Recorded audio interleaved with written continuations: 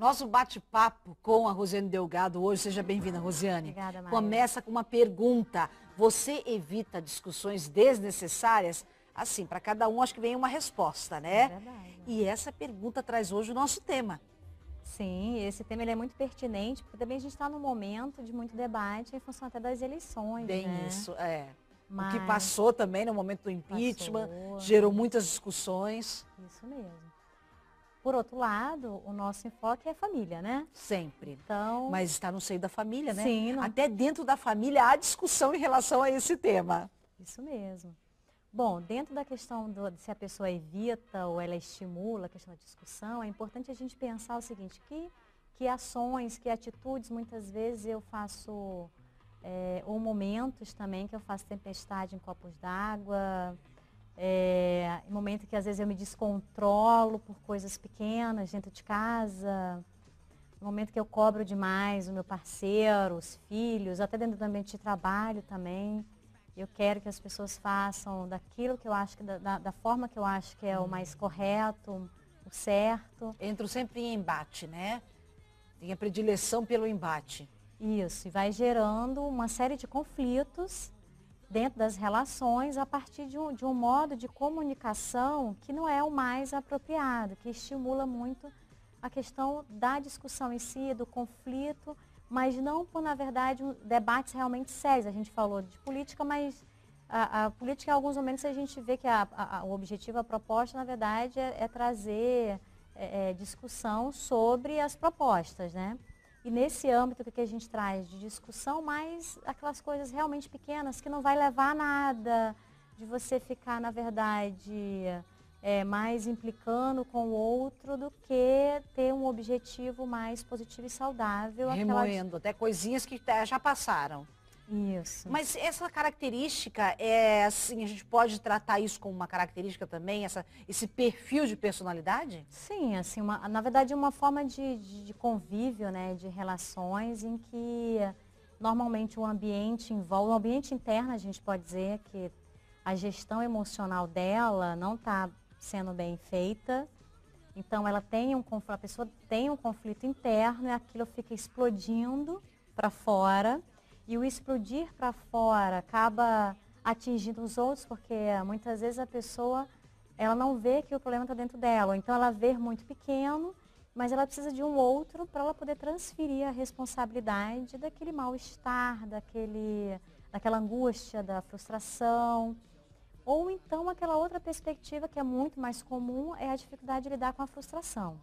Então você não é atendido naquilo que você gostaria, então eu preciso fazer com que os outros atendam aquilo que eu estou pedindo, às vezes minimamente. Não? Por exemplo, nós vemos casos dentro do consultório em que a mulher, né, relata em que, vamos sair para comer, vamos. Aí o marido, o namorado, fala, vamos no restaurante Y.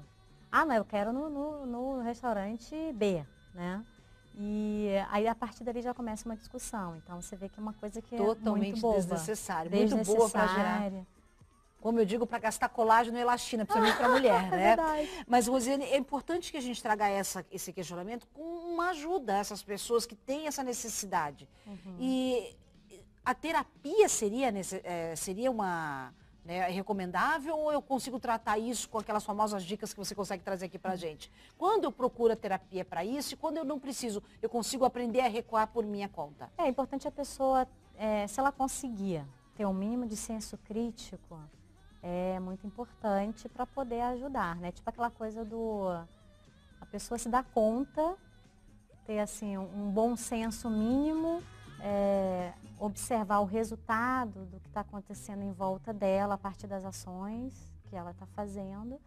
Se ela consegue perceber, porque tem gente que nem consegue, Magda. Não, né? Ela sempre acha que, nossa, todo mundo está de mau humor, todo mundo está assim, todo mundo está assado em volta dela. Mas ela não consegue perceber que, de algum modo, ela é a pessoa atratora desse tipo de ambiente, desse tipo de contexto, né? Aí essas são as mais difíceis, acredito. Aí é mais né? difícil, até tanto a terapia ajudar, porque dificilmente ela chega em terapia. Só quando acontece uma situação que ela se depare em que, nossa, o mundo está dizendo não, muitos não para mim e eu não estou conseguindo lidar com isso. Tipo assim, ela não aguenta. Aí às vezes vem com queixa de TPM, queixas assim mais bobas, em que a causa, na verdade, tem mais um fundo mais complexo, né, em termos de lidar consigo e com o mundo, e que ela está tendo essa dificuldade enorme de poder adaptar. Né? Quando chega no extremo, aí é que ela consegue enxergar que ela precisa de ajuda mesmo. Ou então assim, às vezes são os próprios familiares que falam, olha, realmente está difícil, hein? Acho que é melhor você procurar ajuda.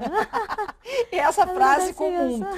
Essas discussões, né? Estou vendo aqui discussões mais complexas, assim, mais fervorosas, tem ameaça como um fator psicológico, a sensação de que alguém pretende vulnerar nossos princípios ou essência. Isso, porque geralmente tem algumas crenças de que se eu escutar o outro, mesmo que ele tenha uma opinião diferente, divergente, de algum modo esse outro vai me corromper e ele vai me convencer. Então, existe alguma insegurança por trás. E eu te perguntar justamente isso. Tem insegurança, então? Sim, porque se a pessoa está o tempo inteiro assim, querendo defender sempre o lado dela, a opinião dela, o modo dela fazer, então ela está se agarrando naquilo de algum modo. Né? Se ela se predispõe de alguma maneira a ouvir o diferente, para refletir, para colocar em xeque, né, a opinião dela, você vê que tem alguma coisa que está disfuncional dentro da forma de pensar, da forma de agir. Né? E nossos adolescentes, a gente já tinha comentado isso, tem muito disso também, né? De entrar na discussão desnecessária, firmando um posicionamento. Para eles é mais difícil, é um momento de aprendizado para as famílias também, quando nós temos esses adolescentes com essa necessidade de entrar na discussão. Aí tem outras variáveis, né? Mas também a gente pode dizer que sim. A questão do adolescente vai entrar aquela condição da polaridade, né? É o sim, é o não, é o branco e o preto. Então, há uma dificuldade de gradação, de ver variáveis mais amplas. E tem a questão também de ter razão, né? Normalmente as pessoas brigam, ou elas discutem por coisas pequenas, com a finalidade de ver quem está com a razão e não exatamente o conteúdo da situação, né? Tipo aquela história em que está o casal dentro do carro e aí o marido, vamos pensar ele assim na direção, ele pergunta para a esposa, né, para a namorada, tá, aquela rua fica à direita ou fica à esquerda? Ela fala direita. Ele, não, eu acho que é à esquerda. Aí se ela começar, não, é à direita. Deixa ele ir para a esquerda, mesmo que seja errado. Sim, melhor. Então, não. Melhor do que arrumar briga, ficar brigando direita e esquerda. Deixa errar, deixa quebrar a cara, é bom. Eu já vi discussões assim homéricas começando com esse negócio de com esquerda e direita, né? Tem alguns tópicos aqui que você nos trouxe, né, com relação a discussões que nos levam a aumentar o conflito. Isso. Né? Na verdade, é uma forma de direcionamento. Às vezes a pessoa está naquele calor da discussão, ela usa alguns tipos de argumentos que ao invés de tentar diminuir e entrar no objetivo foco, ela entra com outras questões que acabam acirrando ainda mais aquela questão do conflito em si, né? Aqui tem o desvirtuar um argumento, né? Para torná-lo mais fácil de atacar, é isso? Isso, essa coisa aí tem a ver com, você às vezes dizia o foco, é muito interessante quando a gente pode assistir um debate, para a gente ver como é que as pessoas se posicionam dentro dos discursos dela, né? Se ela é ofensiva com o outro, ou seja, se ela usa aquele argumento ad hominem em que ela, ao invés de atacar o fato, ela ataca a pessoa atrás. Muito comum. E isso é muito, assim, e é muita covardia. Você está numa discussão e você querer atingir a pessoa, enfraquecendo ela a partir de algum traço que ela tem uma certa fragilidade ou vulnerabilidade. Ou que nem condiz com a realidade, né? Você simplesmente transporta a discussão para o caráter pessoal. Isso, aí quando sai, você, na verdade, viu que o foco não é mais o contexto em si do debate. Então, torna-se mais uma questão pessoal, dizer assim, olha, eu vou derrubar você. Então, mais uma condição de competição do que uma coisa mais sadia, que é o debate. O debate é uma coisa sadia. Né? Como deve ser o comportamento de quem não quer entrar nesse jogo? Tem várias variáveis, né? Então, a gente teria que ver contexto. Mas uma coisa muito importante é, se você, dentro de uma comunicação, você está falando com alguém, você vê que a pessoa ela não ouve, ela tem uma necessidade de falar, então deixa ela falar. Você vai fazer o quê, né? Vai ficar disputando quem vai falar? Então, às vezes ela fala. Aí, quando ela te cansar, tem que ver o contexto, né? Outras variáveis do contexto. Mas se a situação estiver só você e ela, e de repente não tem outros comprometimentos, deixa ela falar. Quando ela terminou, fulano, obrigada, mas depois se a gente conversa, a gente volta a esse assunto em outro momento. Não tem o que falar. Então, se não há possibilidade de diálogo, não vale a pena insistir. Né? Eu acho que pensar nessa palavra também, desnecessário, com mais atenção ajuda a gente também, hein? É desnecessário. A gente tem outras necessidades prioritárias que poderiam estar no lugar dessa discussão, que a gente volta a lembrar, tema hoje da nossa entrevista, desnecessária. Rose, obrigada. Você está também lá no teu blog?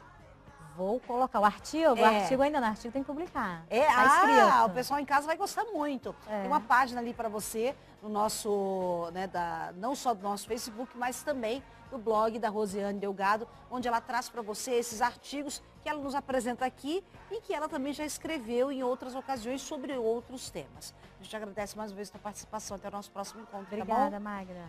E você continua por aqui, porque daqui a pouco o nosso bate-papo é sobre o nosso patrimônio, sobre as nossas riquezas. Aliás, nós temos duas profissionais aqui que merecem ser valorizadas. A gente está entrando num momento muito especial, elas vêm num momento, aliás, pertinente para essa época, né? Vamos dizer, já no segundo semestre, final de ano, enfim. Daqui a pouco a gente conta essa história para você e fica por aqui.